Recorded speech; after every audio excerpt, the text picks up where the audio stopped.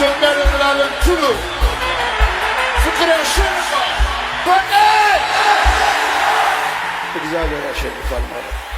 ቴዲ አፍሮ ታሪክ መስራቱን ቀጥሏል። ከተማውም በሙዚቃዎቹ ድብልቅልቅ ወጥቷል። ኢትዮሪካም ከሀገር አልፎ የዓለም ሪከርዶችን እየሰባበረ ይገኛል።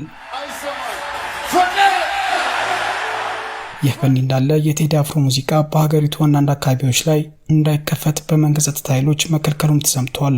በመንግስት የሚዘወረው ድርጅትም የቴዲ አፍሮን ኢትዮሪካ አልበምን አስመልክቶ የሰራው ዜና እንዲነሳ መደረጉ አነጋጋሪ ሆኗል። ቴዲ አፍሮ ምን ያክል ለሐቅና ለእውነት ላመነበት ነገር ሟች እንደሆነ ላስረዳችሁ። በአዲሱ የኢትዮሪካ አልበም ምክንያት ቴዲ አፍሮ ከ33 ሚሊዮን ብር በላይ የሚጠጋ ገንዘብ ኪሳራ ደርሶበታል። ኪሳራ ይህ የሆነው እንግዲህ ሙሉ አልበሙን ከሰዋሰው መተግበሪያ ጋር ለመስራትና ሰዋሰው መተግበሪያ ላይ ጭኖ እንዲተላለፍ ለማድረግ ውል ነበረው ከዚህ በፊት የረጅም ጊዜ ውል።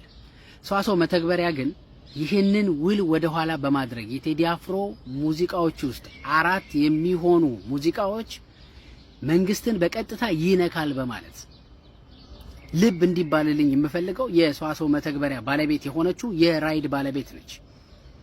የራይድ ባለቤት ወንድም ደግሞ የናሆም ሪከርድስ ባለቤት ነው። እነዚህ ሰዎች ብዙ የአብይ አህመድ ፕሮጀክቶችን የሚያንቀሳቅሱ ናቸው።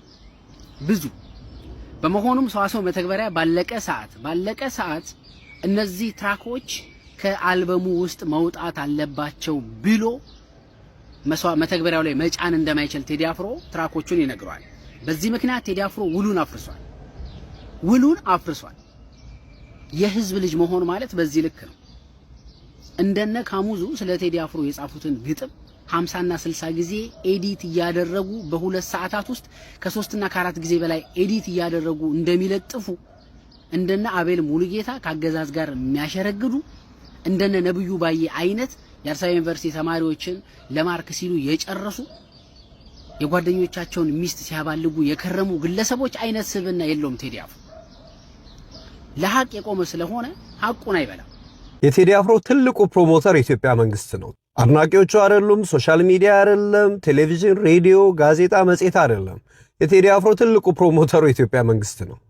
በኢህአዴግም ጊዜ አሁንም በኢህአዴግ ጊዜ ኮንሰርቶች እንዳያዘጋጅ መከልከል፣ ከሀገር እንዳይወጣ መከልከል፣ ሰበብ ፈልጎ ማሰር፣ የአልበም ስርጭቱ በአንድም በሌላ መልኩ እንዲስተጓጎል ለማድረግ መሞከር ነበር። ያ ነገር የቴዲ አፍሮን ተቀባይነት እጥፍ ነው ያደረገው። አሁንም በብልጽግና ተመሳሳይ ነገር። ሰዋሰው የቴዲ አፍሮን አልበም ገበያ ላይ ለማዋል የተስማማውን ካምፓኒ ከጀርባ ከፍተኛ ጫና ሲፈጥር ነበር መንግስት። የቴዲ አፍሮ ፖለቲካ ይዘት ያላቸው ሙዚቃዎች እንዳይወጡ ለማድረግ ቢወጡ እንኳን ከምርጫ በኋላ ለማድረግ። ከዛ በኋላ ደግሞ ጋዜጣዊ መግለጫውን ከለከለ። ይሄ የቴዲ አፍሮን ተቀባይነት ሊቀንሰው ይችላል? በምንም አይነት መልኩ። ለመንግስት ከኛ በላይ የቀረበ የለም ብለው የሚያምኑ አንዳንድ አካላት፣ ግለሰቦች ሶሻል ሚዲያ ላይ ከወዲሁ ዘመቻ ጀምረዋል። ትችት። አልበሙ አልወጣም።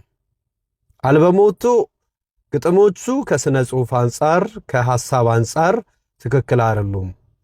ዜማው ከሙዚቃ አንጻር ከዚህ አንጻር ትክክል አይደለም። አልበሙ በአጠቃላይ የአልበሙ መንፈስ ትክክል አይደለም ብሎ መተቸት ያባት ነው። ለዛም አላደረሳቸውም፣ አላስቻላቸውም። ገና ካሁኑ ትችት በትችት እያረጉት ነው ሶሻል ሚዲያውን። ይሄ ቴዲ አፍሮን ተቀባይነት ይቀንሷል? በፍጹም። ቴዲ አፍሮ ሙዚቀኛ ብቻ ሆኖ መቅረት ይችል ነበር። መንግስት ቴዲ አፍሮ የሚሰራውን እየሰራ ዝም ቢለው አንድ ሙዚቀኛ ጎበዝ ሙዚቀኛ ሆኖ ይቀራል። ቴዲ አፍሮ ግን በህዝብ ዘንድ ከሙዚቀኛ በላይ እንዲሆን እያደረገው ያለው የኢትዮጵያ መንግስት ነው። የቴዲ አፍሮ የተወሰኑ ዘፈኖች ሚዲያ ላይ እንዳይተላለፉ ለእያንዳንዱ ሚዲያ ይነገር ነበር በፊት።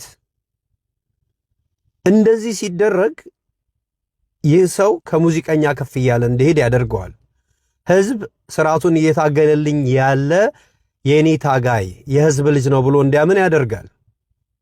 በዚህ ሁሉ መንግስት ብሎ የሚያደርገው መክሰር፣ ነገሮችን በመቆጣጠር የቴዲ አፍሮን ተጽዕኖ መገደብ የሚችል እየመሰለው የሚያደርጋቸው ነገሮች ቴዲ አፍሮን የበለጠ ከፍ እያደረገው ነው ሄደው እንጂ ቴዲ አፍሮ እንደየትኛውም ሙዚቀኛ የፖለቲካ ይዘት ያላቸውን ዘፈኖች የሚዘፍን ግን ከሙዚቀኛ ያልበለጠ ሙዚቀኛ ሆኖ መቅረት ይችል ነበር።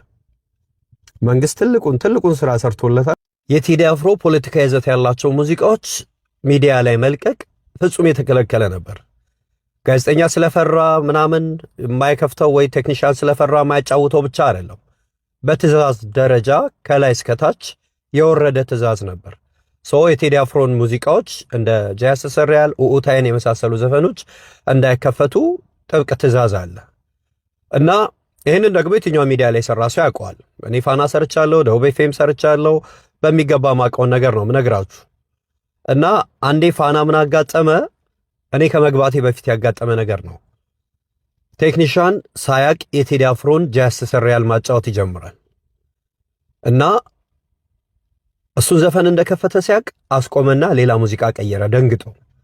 በዛ መሃል ከፋና አለቆች አንደኛው የተንደረደረ 10ኛ ፎቅ ይደርሳል። ስቱዲዮ 10ኛ ፎቅ ነው የፋና ኤፍኤም 98.1። 10ኛ ፎቅ ከደረሰ በኋላ እንዴት ይህን ሙዚቃ ትከፍታለህ? ይህ ዘፈን ክልክል እንደሆነ ታውቃለህ ብሎ ይጮሁበታል። ቴክኒሻኑ ደንግጧል እና እሱ ዘፈን እንደሆነ ሳቅ እኮ አስቁሜዋለሁ፣ ሌላ ሙዚቃ ቀይሬያለሁ ብሎ መለሰለት። አንዴ በ17 መርፌ ካለ በኋላ ብታስቆመው ባታስቆመው ምን ለውጥ አለው ብሎ ነው የመለሰለት አለቃው። ይሄ ሁሉም ሚዲያ ላይ የነበረ እውነታ ነው። ለመንግስት ቅርብ የሆኑ ወይም ደግሞ የመንግስት ሚዲያዎች ላይ ብቻ አይደለም፣ የግል ሚዲያዎች ላይ ራሱ የቴዲ አፍሮን ፖለቲካ ይዘት ያላቸው ሙዚቃዎችን ማስተላለፍ በጥብቅ የተከለከለ ነበር። ይሄ በኢህአዴግ ዘመን ነበር።